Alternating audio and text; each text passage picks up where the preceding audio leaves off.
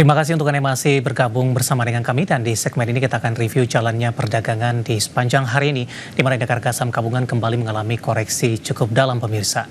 Dan kami ingatkan kembali Anda masih bisa berpartisipasi di WhatsApp interaktif kami di 0812 di 8788 di 3723 seperti yang tertera di layar televisi Anda nantinya. Dan saat ini kami sudah terhubung melalui Zoom bersama dengan Ibu Ratih Mustikoningsih yang merupakan financial expert ajaib. Kita akan langsung sapa saja. Ibu Ratih, selamat sore. Apa kabar Ibu? Halo, selamat sore Pak Dev. Terima kasih Ibu Ratih sudah meluangkan waktu di IDX Channel. Ibu Ratih, hari ini indeks harga saham gabungan secara teknikal kembali mengalami koreksi yang cukup dalam, dan secara intraday hari ini sempat melemah di atas 7%. Trading halt diberlakukan meskipun pasca trading halt koreksi berlanjut hingga ke 7%. Namun kabar baiknya adalah posisi saat ini pelemahan sudah terbatas dan indeks harga saham gabungan sudah kembali ke 6.200-an. Meskipun tekanan masih cukup dalam, namun jika dibandingkan dengan tekanan dalam intraday hari ini, posisi indeks harga saham gabungan tampaknya memberikan perlawanan. Analisis dan secara teknikal, posisi indeks harga saham gabungan di sepanjang perdagangan hari ini. Baik, jadi kalau kita lihat memang IHSG hari ini cukup volatile ya, karena tadi sempat ke level lowest-nya di level 6.000-an, tapi masih bisa terjaga di atas level 6.000 di hari ini ya, walaupun tadi ada trading hold ya, sempat turun di atas 5%, bahkan after trading hold itu lanjut turun ya sekitar hampir 7%-an. Terus di setelah sesi 2 IHSG-nya baru kembali rebound ya, walaupun memang masih ditutup melemah ya. Untuk sentimennya kita lihat memang masih cenderung negatif ya dari domestik, walaupun kalau bisa dilihat dari Wall Street kemarin ditutup rebound, walaupun memang secara weekly juga Wall Street sempat koreksi ya di bulan Maret sampai di Februari akhir kemarin. Kita lihat tapi Hang Seng di hari ini rebound Asia Pasifik cukup positif ya, karena memang sentimen positif dari China yang di pekan ini akan ada PBOC juga yang akan potensi ya memangkas GWM dan juga suku bunganya. Jadi kita lihat secara Asia Pasifik, di Asia Pasifik indeksnya cukup positif, namun memang pergerakan IHSG dilanda aksi profit taking yang memang sudah terjadi sejak awal tahun gitu ya, bahkan sejak awal tahun outflow-nya juga cukup masif 26 triliun. Baik, tadi Anda sempat singgung ada faktor domestik ketika dari bursa global justru mengalami penguatan Amerika dan Asia. Bisa dirinci tidak Ibu, faktor domestik apa saja yang diperhatikan oleh para investor asing sehingga outflow terus berlanjut signifikan hingga perdagangan hari ini?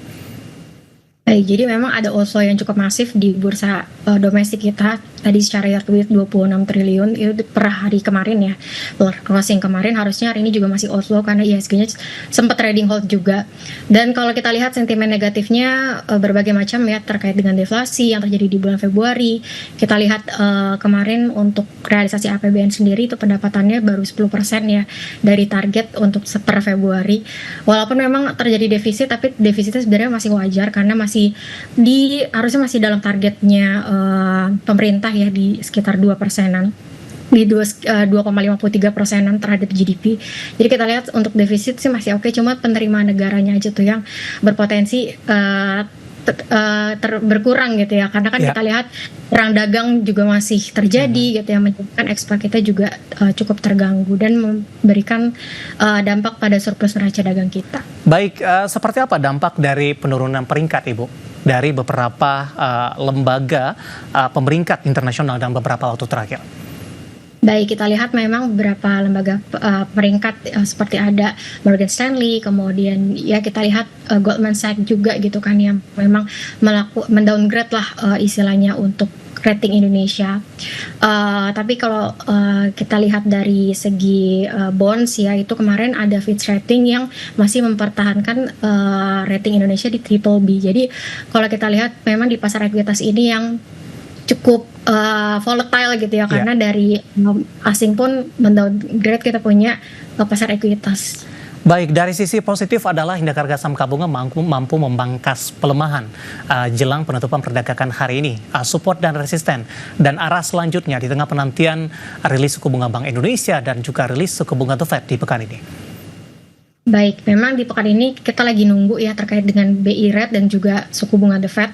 Dan untuk IHSG seperti apa proyeksinya? Kalau untuk supportnya yang mungkin bisa dipertimbangkan, ini area level supportnya IHSG di 2021 ya di level 6.000. Di area psikologisnya hari ini tadi sempat ingin breakout ya area level supportnya di 6.000, tapi masih tertahan di level 6.000 setelah sesi 2 dimulai.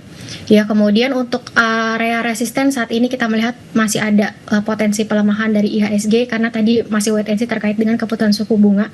Jadi area supportnya di 6.000. Kalau untuk resistensi yang terdekat ya di 6.300-an lah ya, bisa bounce back di situ. Baik, di tengah pemangkasan pelemahan indeks harga saham gabungan yang terjadi, tampaknya saham-saham big cap dari porsi pelemahannya juga terpangkas ini, Bu. Momentum apa yang bisa dimanfaatkan di tengah kondisi seperti ini, terutama kepada saham-saham perbankan big cap yang hari ini ikut menjadi pemberat, Ibu, rata-rata melemah di atas 3%. Seperti apa rekomendasinya? Kita ke BBCA terlebih dahulu mungkin, melemah di 3,49%, sudah di 8.300-an. Untuk BBCA sendiri terkait dengan sentimen dividen ya. Jadi kalau kita lihat secara sentimen sih harusnya udah habis gitu ya setelah ada announcement dari RUPS-nya. Jadi untuk secara sentimen yang kita tunggu dari BCA sudah lewat gitu ya terkait dengan announcement dari dividen walaupun belum kumdet gitu ya. Jadi untuk secara teknikal kita melihat ada potensi masih melemah ya dari saham BCA. Jadi better buy on weakness ya, kalau misalnya mau buy on weakness tunggu aja di level supportnya itu di area psikologisnya di 8.200 sampai di 8.000-an. Itu untuk BCA. Baik, penutupan hari ini di 8.300, Ibu. Langsung saja kita ke BBRI. Hari ini juga mengalami tekanan yang cukup dalam, Ibu Rati. Ditutup 3,92% pelemahan di 3680. Intraday terendah ke 3.500. Berhasil memangkas pelemahan hari ini. Baik, untuk BBRI, memang kita lihat secara teknikal ini ada technical rebound ya di hari ini. Tadi sempat turun cukup dalam ya sampai ke lowestnya di area psikologisnya 3.500. Jadi strateginya better karena minggu depan ada RUPS gitu ya dengan yield sekitar 4-5%, jadi bisa pertimbangkan kalau misalnya mau buy on weakness bisa tunggu di area level supportnya aja di 3.650 sampai di area 3.600. Jadi untuk perbankan big caps lebih ke buy on weakness sih ya, mengingat minggu depan ada RUPS. Baik, dan sekaligus tadi sepertinya menjawab pertanyaan Bapak Andri yang dari Cimahi, Jawa Barat, yang sudah berpartisipasi di WhatsApp interaktif kami menanyakan prospek BBRI di tengah pelemahan dalam hari ini. Dan lagi-lagi keputusan investasi tetap ada di tangan pemirsa IDX Channel. Selain perbankan big cap, hari ini saham-saham konglomerasi ikut menjadi pemberat indeks harga saham gabungan dari grup Prayogo Pangestu, saham Toto Sugiri, ARB-nya masih terus berlanjut. Kemudian dari Aguan, Pani hari ini juga mengalami koreksi yang cukup dalam. Bagaimana Anda melihat posisi dari pelemahan ini? Dari grup Prayogo Pangestu tampaknya kinerja juga sangat mempengaruhi dalam hal ini. Tadi pun juga sudah disampaikan TPIA mengalami pembengkakan dari sisi rugi bersih. Ibu Rati, analisis dan rekomendasi Anda untuk saham-saham dari grup Prayogo Pangestu. Mungkin kita ke TPIA terlebih dahulu. Hari ini melemah di 18,42%, Ibu.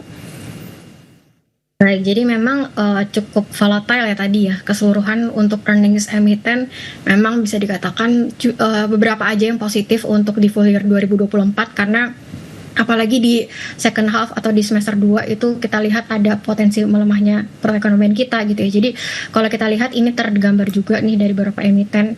Untuk TPIA kita lihat secara teknikal memang sahamnya hari ini ada pelemahan karena tadi ada rilis earnings yang di bawah ekspektasi ya, walaupun memang dari kuartal 3 pun kita udah melihat ada rugi bersih di TPIA. Jadi secara teknikal seperti apa bisa wait and see dulu untuk saham-saham konglo gitu ya kalau bisa dikatakan gitu. Jadi bisa pertimbangkan untuk wait and see dulu karena pelemahannya cukup dalam. Baik. Jadi jualnya masih tinggi. Oke, sektor saham-saham yang konglomerasi yang hari ini menjadi pemberat harga saham gabungan lebih ke arah wait and see terlebih dahulu. Kita bergeser ke teknologi, Ibu. Ketika DCII hari ini kembali mengalami auto reject bawah pemberat utama indeks harga saham gabungan, saham Gotoh hari ini justru melawan arus meskipun tadi sempat tertekan tapi mengalami pembalikan arah yang cukup signifikan, menguat di 5%, ditutup di level 83. Analisis dan rekomendasi Anda untuk Gotoh. Untuk saham teknologi memang beberapa hari terakhir membebani pergerakan IHSG ya di sejak akhir pekan lalu. Ya salah satunya tadi ada saham DCI juga yang turun atau ARB dalam 3 hari beruntun. Kalau kita lihat untuk saham Gotoh hari ini rebound 3,80%. Sebenarnya ini technical rebound aja, jadi bisa pertimbangkan untuk masih wait and see ya, pertimbangkan area supportnya di area 78 sampai di area 80, untuk area resistnya di 86. Jadi bisa pertimbangkan untuk wait and see untuk saham Gotoh. Baik, dalam jangka pendek dan menengah arahnya akan kemana untuk Gotoh? Kalau untuk Gotoh sih secara teknikal sebenarnya masih sideways ya. Jadi strateginya tadi bisa pertimbangkan kalau misalnya memang mau buy ya bisa buy dengan porsi yang mungkin money managementnya juga bisa dipertimbangkan. Jadi dengan area support di 80 sampai 78. Kalau misalnya breakout di situ bisa kurangi posisi. Oke, profil resikonya masih cukup tinggi begitu kesimpulannya, Ibu Rati? Iya, karena marketnya masih cukup volatile. Oke, dari Gotoh kita beralih ke saham teknologi lainnya. Ada WIFI ini Bu, Solusi Sinergi Digital Tbk, di berbalik arah juga menguat signifikan di penutupan sesi kedua, 4,41% di 1.775. Baik, untuk saham WiFi, jadi strateginya seperti apa? Kalau misalnya kita lihat secara teknikal memang udah mulai sideways ya. Jadi kalau misalnya udah punya, bisa dijaga aja level supportnya 1600. Jika breakout di 1600, bisa pertimbangkan untuk kurangi posisi nih untuk saham WiFi. Jadi seperti level supportnya di 1600 sampai di 1550 lah. Itu untuk pergerakan saham WiFi ya. Kita lihat sih secara teknikal dalam jangka panjang masih uptrend gitu. Jadi bisa lihat aja level supportnya. Ya, beberapa saham yang hari ini masih mampu bertahan di zona hijau, terutama dari beberapa saham teknologi, ketika saham DCI hari ini kembali melanjutkan auto reject bawah dan lagi-lagi keputusan investasi tetap ada di tangan pemirsa IDX Channel. Ibu Rati, kita akan jeda kembali terlebih dahulu. Nanti kita akan lihat saham-saham pilihan apa saja yang Anda rekomendasikan di tengah tekanan terhadap indeks harga saham gabungan yang masih berlanjut, dan pemirsa kami akan segera kembali sesaat lagi.